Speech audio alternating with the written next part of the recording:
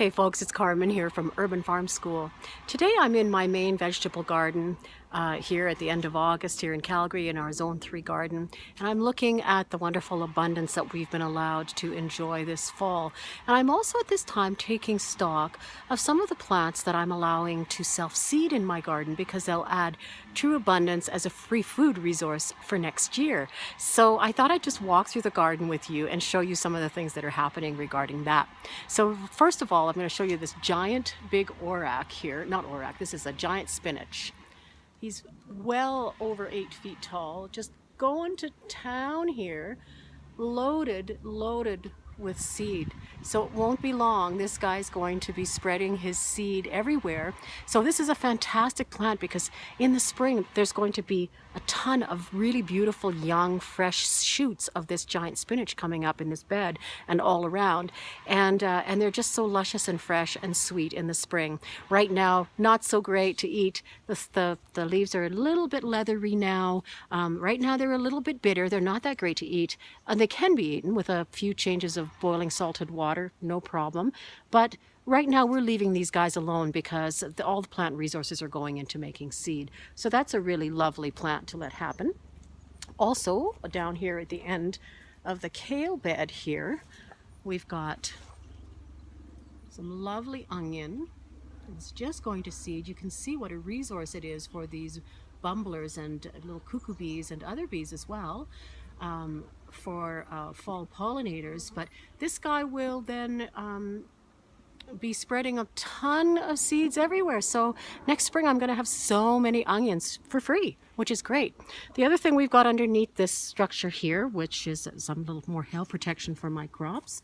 I'm happily growing here with the kale. We've got some lovely lettuce that's going to seed. So I rarely have to plant lettuce anymore in my garden. This stuff just comes up everywhere, even in the pathways. So that's really great. Another plant that is very happy in here with the kale is this clump of cilantro. So this is a little self-seeding clump. I haven't planted cilantro in years and years and years. I just let it go to seed in this location. It loves it here, so it provides a great free food resource. Right next to that, we've also got, I love this plant. It's a beautiful little alien plant, Egyptian walking onion. And this one is great because when it gets to this stage of the game, it just knocks itself over like this because of the weight of the bulbs. And then it drops its bulbs down onto the ground and they self-sow. So this time of year, I like to take these little bulbs off and then I'll just transplant those elsewhere in the garden, like into my food forest or so, and then I've got free onions. So over here, we've also got a little more of a different variety of lettuce, which is great. Every once in a while, I'll get some of my carrot will go to seed. I'll get 1 or 2 plants that usually produce seed. Now those are just a fantastic pollinator resource as well, but also they will just spread their happiness everywhere, so I don't actually have to plant carrots wherever they seed. The other plant that I've got in here that I wanted to show you because I think it's such a great plant, and especially in a permaculture garden like this one, we've got quite a lot of calendula. I've got it elsewhere in my garden as well, but this is such a happiness plant to me. It provides so much joy, and it actually functions as a ground cover for me in some areas, which I'll show you shortly. So I'm going to walk over to this other area of the garden here, and I'm going to show you a few other plants that I just love to let go to seed. Just coming around here.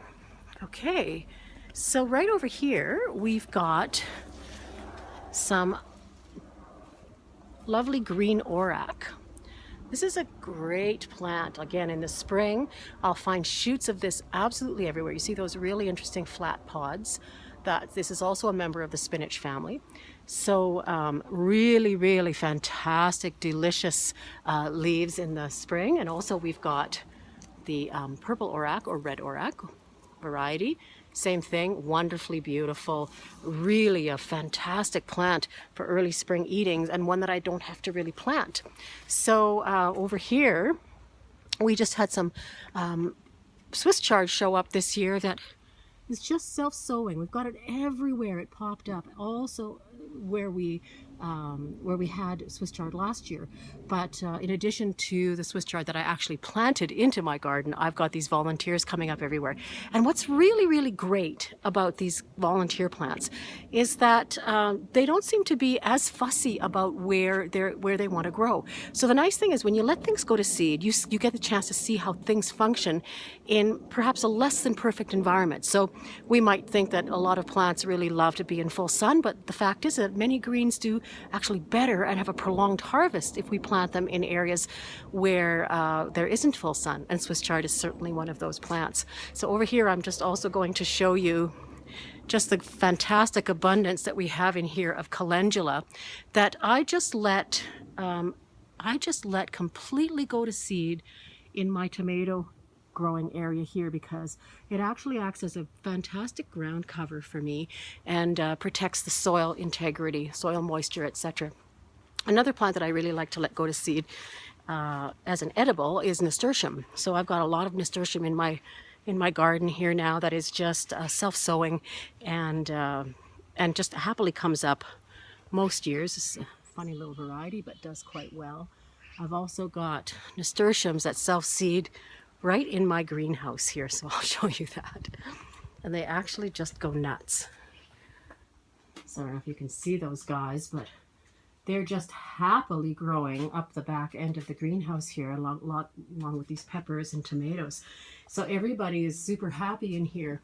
And it's just a great resource because it's all free.